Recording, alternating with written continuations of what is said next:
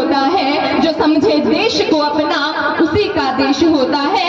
मैं भारतवर्ष की बेटी हूँ, हरगिज डर नहीं सकती, मुझे मालूम है मरने से पहले मर नहीं सकती। जो कायर हो गया दुश्मन के आगे सिर झुकाता है, उससे मर जाऊंगी लेकिन नमन मैं कर नहीं सकती, उससे मर जाऊंगी लेकिन नमन मैं कर नहीं सकती।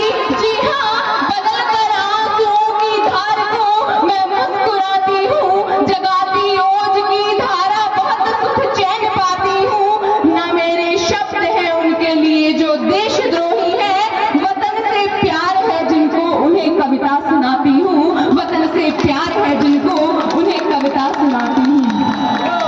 कि जब वतन की अस्मिता ही डोलती हो लक्ष्य खोकर, शब्द स्वर से लक्ष्य का संधान कविता है सुनो।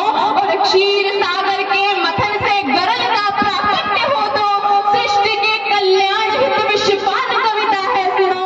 और मांस नोचे धर्म का ही जब अधर्मी गिद्ध बनकर धर्म रक्षा के स्वरों का गान कविता है सुनो।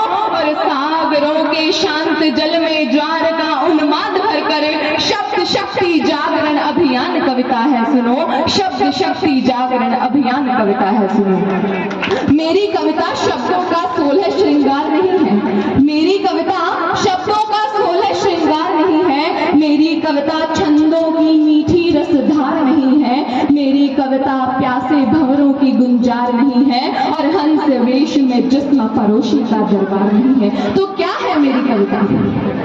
मेरी कविता ओज भरी भाषा के द्वार खड़ी है, भूषण दिनकर की ड्योढ़ी पर पहरेदार खड़ी है। मेरी कविता समझौतों की शर्तों से इनकार करेगी, अवरोधों की चट्टानों से टकरा कर टंकार करेगी। और मेरी कविता खुददारी से युद्धों को स्वीकार करेगी, कुरुक्षेत्र में कौरव दल के कुल का कुल संहार करेगी। मेरी कविता पृष्ठ व्यवस्था का प्रतिकार करेगी, और शब्द शब्द में मेरी कविता भारत माँ की जय जयकार करेगी।